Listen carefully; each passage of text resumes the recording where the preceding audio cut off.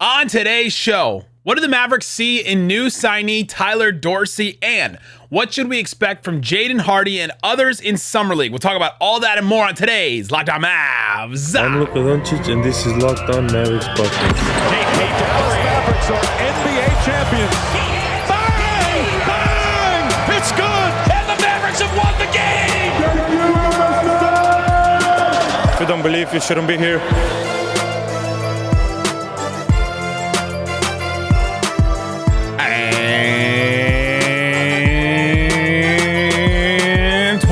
You are locked on to the Dallas Mavericks. My name is Nick Angstadt, media member and NBA channel manager for the Locked On Podcast Network. Thanks for making Locked On Mavs your first listen every day. We are free and available on all platforms, including YouTube. But the best way you can help us grow the show is to comment anything below. Let us know down below. What do you want to see from Jaden Hardy in Summer League? What do you want to see from him? Could be anything. Could be a 30-point game winner. You want to see finish at the rim efficiently? Just let us know in the comments below. Isaac Harris is not joining me today, but he will be joining me later today as we do a breakdown of the Mavericks' first Summer League game, so he will be joining me later. But today it's just me this morning, and we have a ton to get into. I want to talk a little bit about Tyler Dorsey, because there's a rumor going around that he is going to be signed to the Mavericks team. People got a little upset about it, and then I was like, okay, we'll slow down, but that Tyler Dorsey is going to join the Mavs in some way, so we'll talk about him. And then the Jalen Brunson thing is not done yet, so it's still kind of open there. We'll go over a couple of different options the Mavs can do. And then I want to talk about Summer League, and I want to talk about all these guys. I went through the entire roster. I got really carried away, and I just got one piece of information that you need to know about every single player for the Mavericks Summer League team and who to watch. Who should we watch starting in Summer League? So that's what we're going to answer for you today. Let's start with some of the news. So the Mavericks have officially, this is not rumor anymore, officially signed Jaden Hardy to his deal. So now he's set, 3-year deal. He will be restricted at the end of this deal. Thank the basketball gods for that after all the Jalen Brunson stuff we just went through. And Theo Pinson is also signed to his official deal as well. So really glad to have more than a hype man back in Theo Pinson. I'm hoping to see him a little bit more on the court this year and see what he can do in a bigger role, hopefully, and all that. So good for those two guys to be signed. Again, the Jalen Brunson deal is not official with the Knicks yet. So there's a couple of options there. There's a couple of things that could still happen. The Knicks can still just make their moves. They haven't done their official trade with Detroit for Alec Burks, Nerlens Noel, and all that. That hasn't been made official yet. So they could still do that and then just sign Jalen Brunson into their cap space. Or they could make it a 2-team sign and trade kind of deal with the Mavericks. And then the Mavericks would get back a $12 million trade exception. Sports New York put down had an article about this. Who was it? It was Ian Begley. Yeah, Ian Begley had this article about different options for the Knicks, and this was one of them. And Ian Begley said, they can do this 2-team sign-in trade, and they could send a $12 million trade exception basically back to the Mavericks, which is fine. $12 million trade exception, you can bring somebody in. And then he said the Knicks might ask for something to get the Mavericks to do this. And I said, yeah, how about not the Mavericks not reporting the Knicks for tampering? How about that? How about instead of a future second, the Mavericks just don't report them, which is what they're rumored to not do, but they could do it. Just send them the trade exception for Jalen Brunson.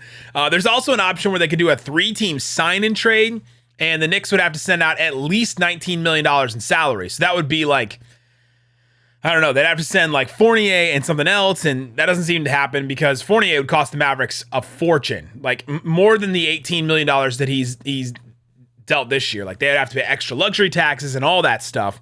And for a guy that's pretty redundant with Tim Hardaway Jr., I don't know if the Mavericks are super into that because he doesn't really fill a need for them as much as other players were. So that's another option, though. It's still out there. But the Mavericks are going to sign Tyler Dorsey.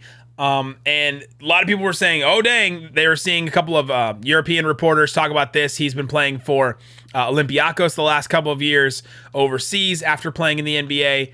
And people were thinking that was the 15th man. The Mavericks just signed Tyler Dorsey. That was their last move, and then they're going to call it a summer. And Mark Stein came out and said Dallas Sources are saying that they're indeed in talks with Tyler Dorsey on a two-way deal. So it's not done yet, but they're talking about him on a two-way deal, and he is definitely leaving Olympiacos. So it sounds like he has something for sure, and that he's going to be the other two-way or one of the two-way guys. We don't know who the other one is at this point. Probably Moses Wright, but we'll see. Talk about that a little bit later.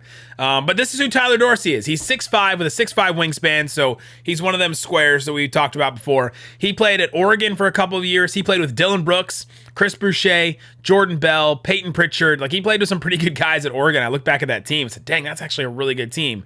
And he was a second-round pick in 2017. He played for Atlanta. He played for Memphis. He played 104 games in the NBA total. And he shot about 35% from three on about 3.2 threes per game. In college, he shot over 40% from three on, get this, 373 games, or 373 threes in 75 games he took. So my guy in college at Oregon was throwing them up there. He was getting up a bunch of threes, and he was hitting them really well. He also shot 40% from three at Olympiacos. He played for Maccabi Tel Aviv as well. And so he's been around the world a little bit, but this is a shooter. Dallas is bringing in a shooter, so good for them. Another 6'5" guy. The Mavericks' whole roster is like everybody is above 6'5" at this point. I don't know if they have a single guy that's under 6'5", unless Josh Green might be. Like, he's the only one. So, but I have a question. What if that was the Mavs' last roster move? What if he was the last guy? And that question led me down the path of, well, I think people are expecting, and I think Mavs fans are expecting the Mavericks to do something else. And I think the Mavericks, I think Locked On Mavs, like us, we've probably attributed to this, trying to read the tea leaves, trying to figure out what else they're doing, trying to listen to other people and what they're reporting. The Mavericks saying, hey, we're still trying to get a wing. Hey, we don't want to go after Goran Dragic because we want to leave a roster spot open. Like, we're trying to read all the tea leaves too and trying to figure out what's happening. But what if they did just sign a Tyler Dorsey to their 15th man? What if they just signed somebody else at the end of the bench? Or just sign one more player in the 15th man? Are we all still expecting the Mavericks to make another move? They're not guaranteed to make another move. What if it was just Tyler Dorsey? I'm curious what people think. Put it in the YouTube comments. Let me know on Twitter. What would you think if that was the Mavericks' last move? Or would you be disappointed overall? Because I feel like a lot of Mavericks fans would be. But would the Mavericks be set if they just got one more player, a Tyler Dorsey type, and they called it a day? And then that was it. That was the summer. And they walked into the season with this roster. And this roster's like pretty, I don't know, it's pretty set. There's not like, there's weaknesses for sure, but they have players at every spot. Like, they're pretty set as far as positions right now. It's not like they go into the roster. Like, I was looking at the Kings roster, and the Kings roster, they have like one center, and they're probably going to play Sabonis at center. And they have like a couple wings, and that's it. But the Mavericks have Luka and Dinwiddie, Jaden Hardy, Tim Hardaway, Frank Ntilikina as guards. They have Bullock, Dorian, Josh Green, Theo Pinson. I guess you can throw Ntilikina and Tim in there a little bit too as wings. And then their big man lineups are like JaVale McGee, Christian Wood, Maxey, Dwight, and Davis. Like, they're pretty set at some of their positions. And so I'm curious if the Mavericks just add somebody. Some of the risks we were talking about the other day, a Carmelo Anthony, somebody like that. Just to add a little bit of a veteran at the end of the bench, something like that. If it had been just Tyler Dorsey, would Mavs fans just be picket fence? Would they just be so upset? And I thought about that a little bit more, and I thought, okay, Mavericks fans think they need another move, think that they took a step back. And we'll have to see if the Mavericks did take a step back. But Tyler Dorsey potentially being the 15th pick got me really thinking today. Let me know what you think about it in the comments. Coming up, I want to talk about Summer League. I want to spend a lot of time talking about what's the Summer League roster, talking about expectations for Jaden Hardy. Moses Wright, I think, is another player we should really watch in Summer League. We'll talk about him coming up. But before we do, let me tell you about Truebill. Truebill is going to help you cut down on all those subscriptions that you have. It's a new app that helps you identify and stop paying for subscriptions you don't need, want, or simply forgot about. On average, people save $720 a year with Truebill. That could be an expense that's costing you a little bit every month, costing you like $50 a month, and you forgot about it. And now all of a sudden, Truebill can help you cancel that. So companies make subscriptions really hard to cancel. Truebill makes it incredibly simple. Just link your accounts, and Truebill will cancel your unwanted subscriptions in one tap. So Don't fall for subscription scams anymore. Start canceling today at truebill.com/LockedOnNBA. Go right now. It's truebill.com/LockedOnNBA. It could save you thousands of dollars a year. Again, truebill.com/LockedOnNBA. All right, Isaac. People love when I do that when Isaac's not here. We have been talking about the news around the Mavericks. Jalen Brunson's deal is still not done for the Knicks. They signed Jaden Hardy. They signed Pinson. Tyler Dorsey is probably coming through the Dorsey. And they have signed Jaden Hardy. And Jaden Hardy is the big player that we're all going to be watching during Summer League. And I'm really interested to see what Jaden Hardy does. I think all of us are. I think a lot of us are really excited. I think Mavs fans are all really excited to see what Jaden Hardy is going to do. And against the Chicago Bulls in Summer League on Friday, it's going to be really interesting to see what he does, to see what his role is. I expect him to start. I expect him to have the ball in his hands a lot. I expect them to treat him like a point guard because they didn't add a ton of point guards to this to this roster. They have Jerrick Harding, who's kind of a scoring guard. They added this guy Alessandro Pajola, who's kind of a guard.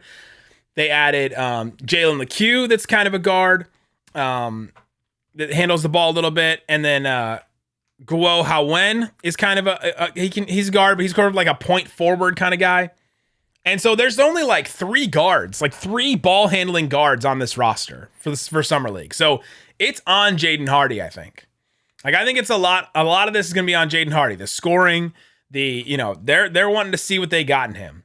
And so I'm really excited. This is a roster, I think, going through it today, this is a roster to showcase Jaden Hardy. And they've been talking about him a lot. He talked to the media a couple times this year, or a couple times during like the Summer League practices leading up to this. Greg St. Jean, the Mavericks assistant coach, is going to be the coach. And so he talked about Jaden Hardy a lot. A lot of questions were asked about him. And so Jaden Hardy is going to be the focus. What do we want to see from Jaden Hardy? A couple things I want to see. I want to see some confidence and I want to see some competence, right? You want to see those two things because he's already coming in with that year of G League under his belt. He's kind of done a rookie year in a weird sort of way. He wasn't with an NBA roster, but he was with the G League Ignite, and that's supposed to get you ready for a year in the NBA. He's been training like he's in the NBA, right? With that G League Ignite squad. He hasn't been stuck in college. He hasn't been taking classes. He hasn't been doing all that stuff. And before that, he, didn't do his senior year. So he's been training for a while. And so I expect him to come out, and I hope he comes out and dominates. But if he doesn't, I think it's okay. I think it's okay if he doesn't. It's one of those things. It's Summer League. People put certain expectations, and then if players fall short, then they say, okay, well, it's Summer League. But I think we want to see a couple things. If the shots don't go down, but the shots are good shots, I think that's good.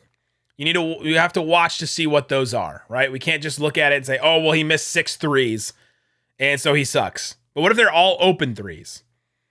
Could have just been an off day, right? We've seen the Mavs have off days. We saw Reggie Bullock have like an off 2 months to start the season last year. I want to see him get to the rim. This is a big thing that Isaac had talked about a lot, that Mavs draft that Richard Stayman had talked about a lot as we were going into the NBA draft about Jaden Hardy, is that does he have the separation? Can he get past his defender with a quick first step or a move or something? We've seen the herky-jerky stuff. He's got some of that. He's got a crossover. He's got a little stutter step. He's got a hesitation. He has all those things. But can he get past the defender? I'm curious to see how he does in Summer League capacity. Is Summer League a better way to see this than the G League? I don't know. Maybe not. A lot of these guys played in the G League last year. Like a lot of the guys on the Mavericks team played in the G League last year. So is it better competition? I'm not sure. It's definitely teams that have not played together well. So it's a lot of one-on-one stuff. It's a lot of going up against one team. It's not a lot of team defense being played because there's only been like a week of practices. So I'm curious to see how his separation is. I'm curious to see how he gets past guys. I'm curious to see what shots he creates. And I'm really curious to see how he gets everybody else involved. What kind of player is he? Is he just all for himself? Is he and Moses Wright, are they connecting really well? If they connect really well, that could be, a really good duo for the Mavericks if they play some G League games together for the Texas Legends. Those two guys could be a really good pick and roll pairing. Do him and Marcus Bingham hook up a lot? Marcus Bingham is the one like center on this team. There's like him, and then there's sort of like Justin Gorham. Like there's only two guys really on this roster that are, and I guess Moses Wright a little bit. Moses Wright might start at center for this team in Summer League. There's just not a lot of centers on the team. So does Jaden Hardy hook up with him? Like, how does that work between those two guys? I'm curious to see that. I'm curious to see what types of shots he takes. Is he just going to walk up and take some pull-up threes? Probably. But in what way? I'm curious to see what Greg St. Jean wants from him.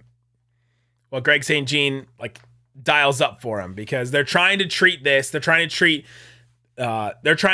whole Summer League process for Jaden Hardy like they're preparing him for the Mavericks. He's going to be on the roster. He's not a two-way guy. He's going to be on the roster. He's already signed his deal. So what things are they asking him to do? Because the things that they're asking him to do in Summer League could be the things that they're going to ask him to do in the regular season. We'll see. So that's what I'm watching for. I'm curious to see how he does. So let me know in the comments. What are your expectations? What are your expectations for Jaden Hardy? I don't know if I'm going to put numbers on it. I'd love to see like 20 points a game, 4 or 5 assists, something like that, where he's just leading the team and he does really well for the Mavericks. That's what you hope. But we'll see. He should light it up. He should score a ton, especially on this team, because it's a bunch of wings. It's like a bunch of wing guys that are trying to become shooters, trying to become 3-and-D type guys. And so he's got the possibility here. Let's go over a couple of the other guys. So Moses Wright is a guy that a lot of people should know. He's a 6'8" wing, definitely a bigger wing, 6'8", 6'9". He's got a 7'1" wingspan. He was on the Mavericks two-way last year, so we kind of know him. He joined the team in February, and then he just kind of like got a front row seat to the Mavericks' whole playoff run. Like he got signed to the Mavericks in February, and then he was just there, like on the end of the bench. Got courtside seats for all those playoff games. Like, what a gig. He played 4 years at Virginia Tech, and this is crazy. He only played 1 year of varsity basketball in high school. So he hasn't played basketball for very long, like 1 year varsity in high school. Then he went to Georgia Tech for 4 years. And then he was all G League first team last year. Like of all the G League players in the G League that went up and down and all that, he was all G League first team with our boy Simba Justin Anderson. Justin Anderson was on first team with him this past year. Other players that have been named to G League first team: Kevin Porter Jr., the point guard for the Rockets; Chris Boucher, the center for the Raptors, was named first team All G League a couple years ago. Kevin Porter Jr. was last year. A couple other players that have been named first team All G League: Moses Brown last year, Jamil Warney a couple years ago. If you guys remember Jamil Warney, I think he was on the show. And so he's got some potential for sure. He can be really good on defense. He's got the tools. He's really working on his shot. That's something he really has to work on. He's hit threes at a decent rate. He can pick and roll really well. He's really physical.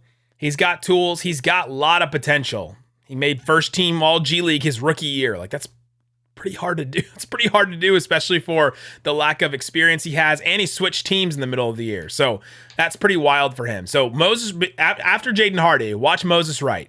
So I'm really interested to see how the Mavericks use him, what they expect from him, because he's probably going to be, him and Tyler Dorsey are probably the two-way guys. That's probably what it's going to be. But we'll see. We'll see. I'm interested to see what Moses Wright's able to do. He's also 4 years older than Jaden Hardy, so something to consider as well. He's got potential, but he's kind of got less time to show it. Another guy I'm really watching in the G League is Marcus Bingham. Marcus Bingham Jr. is a center from Michigan State. He's on an Exhibit 10 deal for the Mavericks. I think he's the only player on an Exhibit 10 deal so far. And what an Exhibit 10 deal is it could be converted into a two-way. It could be converted into a camp invite. He's probably coming to camp for the Dallas Mavericks is what I'm hearing with that deal. And so he's definitely somebody to watch. I think it's these three guys. I think it's Hardy, Moses Wright, and Marcus Bingham. Marcus Bingham is a really interesting guy. He's 7 foot. He has a 7'4" wingspan. Was the longest on Michigan State. He played all 4 years at Michigan State. And his senior year, he hit 40% of his threes. He took 41 threes. He hit 41% of them. Which I got to do a Dirk one for that. That was weird. I need a Dirk drop for that. Shut it down! There we go. There you go. Shut down the soundboard. One of the buttons is broke. But 41% on 41 threes he took his senior year. He also blocked 2.2 shots per game. Sound familiar? Unicorn. Let's go. But he could be a 3-point shooting center that can block shots. Like, that's a really interesting type of guy. Coming up, we'll talk a little bit more about Marcus Bingham. We'll get into the rest of the guys on the Summer League team. Let's introduce you to the rest of the guys on the Mavericks Summer League team. We'll talk about all of them coming up. But before we do, let me tell you about BetOnline. It's the best way to check out the odds and lines all up and down in sports. There's no way they got Summer League in here, right? No Summer League. Sorry. No Summer League, but they got a couple of rookie regular season props. Chet Holmgren, over under 2 blocks a game. Why is that like just calling to me? Under. Give me the under. He's not getting 2 blocks a game. Nobody gets 2 blocks a game in the NBA. They have a bunch of awards up already. 6th man of the year. Dinwiddie is up there. Tyler Hero's number 1 at plus 275. Jordan Poole plus 300. Jordan Clarkson plus 900. Kevin Love plus 1800. And Dinwiddie plus 1800. So he's like tied for 4th in 6th man of the year. So if you're interested in that, go check out BetOnline. They have everything else for you. They have baseball. They have hockey. They have all kinds of things. Check it out. It's BetOnline, where the game starts. All right, Isaac, we've been talking about the Mavericks G League team, been introducing you to some of the players. The third most interesting guy to me is Marcus Bingham. He's the guy to watch. He's kind of the only center. He's the only guy over 6'8" on the team. So he's probably going to start at center. He can hit threes. He can block shots. He was mocked to be a second-round pick, like maybe even a high second-round pick. So it's kind of interesting to see that he didn't get drafted this year. ESPN had him at 46. Sports Illustrated had him at 37. The Athletic, that's Sam Vecini, had him at 35. Like 35 and 37, that's high. That's 35 is before Jaden Hardy got picked. Bleacher Report had him at 41. Dirk. So it's interesting to see he didn't get drafted. It's one of those things where maybe he didn't want to get drafted. You know, you get to a certain point in the draft and some players and their agents will say, hey, I'd rather just pick my spot. I'd rather just pick the spot that I want to go to instead of getting drafted somewhere, being stuck on a team, and then end up not playing and like then having to go through all the deal. And then you just wasted a whole bunch of time because this team's not going to roster me anyway. Instead, I'll go get an Exhibit 10 deal with a team like the Mavericks that may need a center and see if I can develop that way. Maybe just play on their G League, you know, just get all that process over with, decide where I want to play. So he's a really interesting guy to watch. Jaden Hardy, Bingham, Moses Wright, that whole trio is really interesting. The rest of the guys, I'm not sure what to expect, but here we go. We'll just go through all of them. This is just in numeric order. Jerrick Harding. He is a 6'1 guard. He played 4 years at Weber State. That's where Damian Lillard played. He's been playing in the Czech League for the last couple of years, and this dude can score in college. He scored 20 points a game for 3 straight years at Weber State, but he's listed at 6'1". He is a JJ Barea 6'1". So I don't know if he's 6'1". Interesting to watch him. If we're trying to figure out who's taking the ball away from Jaden Hardy in Summer League, this is the guy. This is the number 1 guy, Jerrick Harding. So watch out for him trying to take the ball from Jaden Hardy. We'll see if it works out for him or not. But yeah, definitely a scoring guard. We'll see what happens with him. Miye Oni. Miye Oni is a 6'5 guard / wing from Yale. He's kind of interesting too. He's maybe my 4th most interesting guy because he played 3 years at Yale. He was the 58th pick in the 2019 draft by the Jazz. He was the first Ivy League player taken in the draft since like 1995, which is wild. He was only the 58th pick. But he played 80 games for the Jazz over the last 3 years. I think he has the most NBA experience out of this whole Mavs G League or Mavs Summer League roster. So Miye Oni, really interesting guy. He's already played 80 games in the NBA over the last 3 years for the Jazz. He played some pretty good defense for the Jazz. He was moving up in their rotation, and I think a couple of Jazz writers were surprised when he got cut. But he's going to be 25 in August. So he's kind of like is who he is probably as a basketball player at this point, and it'll be interesting to see how he plays. He probably will start for the Mavericks just because of experience alone, but he's an interesting guy. He's just kind of probably who he is as an NBA player at this point, so definitely something to watch out for. That's Miye Oni. Alessandro Pajola. This guy is interesting to me. He's 6'4". He's a guard. He played in the Italian league since 2015. He's played for Bologna. He went undrafted in 2021. He just went back to to the Italian League. He was the MVP of the Super Cup tournament in 2021, and then Bologna won the Euro Cup and qualified for Euro League. So really interesting guy. Really interested to see kind of what he's doing in the NBA, what his goals are, and he could be a guy, a guard as well, that has the ball in his hands. So be interesting to see how he plays and what style he plays for the Mavericks. I don't know a ton about him outside of that. Derrick Alston Jr. is a 6'9" wing. He's the second tallest guy on this team, but he's a very interesting prospect. I've done this whole breakdown on him when I worked for this other company. He walked into Boise State. He played 4 years at Boise State. He's 6'9". He's got a 7-foot wingspan. He walked into Boise State. He was like 6'7". He weighed 148 pounds. You probably know a dog that weighs 148 pounds. 148 pounds for a guy that's 6'9" is wild. That's even skinnier than Nerlens Noel, Kristaps Porzingis when he got drafted, skinnier than Chet, all that. He was super skinny. So he's been trying to add weight. He has added weight over his 4 years at Boise State. He's really improved a lot. He's improved his jumper. He had the second highest jump in points per game in college from his sophomore to junior year. He really took a big step forward. He went from 12 points to 17.9 or something like that. And so he's got a pretty good jumper. He can kind of do it all as a wing, but the physicality and his jump shot are really going to depend on that's what's going to really depend on how well he does in the NBA. So Derrick Alston Jr., really interesting guy to watch out for. But the physicality is really interesting to me to see what happens with him. Jalen Lecque, 6'4" guard. He didn't play college, but he's played 9 games in the NBA. He played 5 games for the Suns in 2020. He played 21 games for the Pacers in 2021. So I think he may have the second most amount of NBA experience because he's played 2 years there. But he played for the Bucks G League team last year. He had a ton of upside coming out of high school, a bunch of different offers from, I think Texas Tech was one of them as well. A bunch of different offers coming out of high school. He committed to play for North Carolina State, where Dennis Smith Jr. played. He's going to play there as a freshman, but instead he was ineligible and age and all that kind of stuff. He had to abstain from his college career. He rescinded his commitment, and then he just went undrafted, and then went to the NBA, went to the G League, and all that kind of stuff.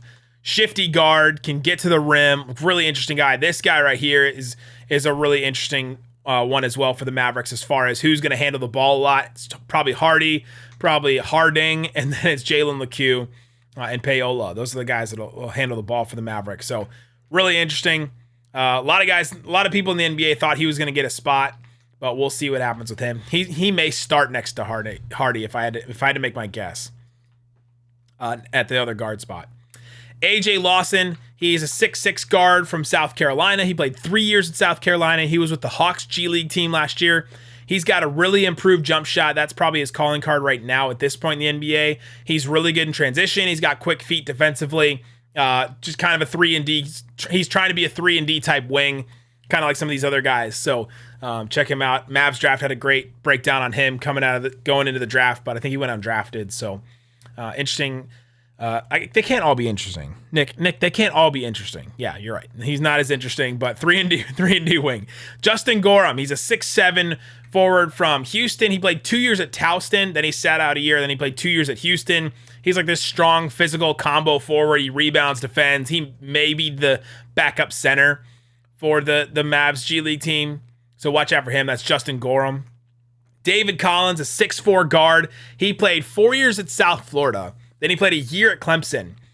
David Collins, if you remember this name, back in February of 2022, he's the guy that was playing against Duke. Wendell Moore's going down the lane. He's about to transition dunk. There's no one around him. David Collins comes out of nowhere and just levels him. Really throws his shoulder into his back, and Wendell Moore falls down on the ground. That's the guy. If you remember, he had to put out this whole apology on Instagram about how he's not a dirty player and all that, but that's David Collins, the guy from Clemson that leveled Wendell Moore in that really nationally televised game that was a huge deal. So the scouting report on him, he is a strong physical guard. And he'll probably be answering for that Wendell Moore transition dunk thing for a while. But yeah, strong physical guard, not going to shoot the three super well. He's probably not going to handle the ball too much, but kind of a defense, hoping to be a 3-and-D type guy too. Isaiah Brown, a 6'7" forward from Northern Iowa, played 4 years at Northern Iowa, played for the Texas Legends last year, and he's trying to be a 3-and-D wing as well. He's from Flower Mound, Texas, which is right in the Dallas area, so right in the Mavericks' backyard. Played for the Legends, now playing for the Mavericks Summer League team. Pretty awesome for him, but had to go play in Northern Iowa. Like Northern Iowa, not even like regular Iowa. And then our last guy, Haowen Guo. He is a 6'8" forward from the Shanghai Sharks. He's been playing for the Shanghai Sharks for a while now. He went undrafted this past year, but he's a big guard that can dribble, pass, shoot a little bit. I'm interested to see how he plays, how much he plays. He's a guy that I could see like if he either starts or just like doesn't play at all for the Mavericks Summer League team. So really interested to see how he plays. Really interested to see where he plays on this, but he could be running like the second unit possibly, or he could just be like standing in the corner, because if he's just standing in the corner, it's okay. But if he gets the ball in his hands, he could dribble, pass, shoot. He's got an interesting skill set there. So that's Haowen Guo from the Shanghai Sharks in China. That's the Mavs Summer League team. Told you at least one thing about every single one of them. We talked about Jaden Hardy. Let us know in the comment section what your expectations are for him in Summer League, and enjoy it. Isaac and I will be back with a breakdown of the game. Have fun watching Summer League. Guys, thanks so much for listening to Locked On Mavs. Peace out. Boom!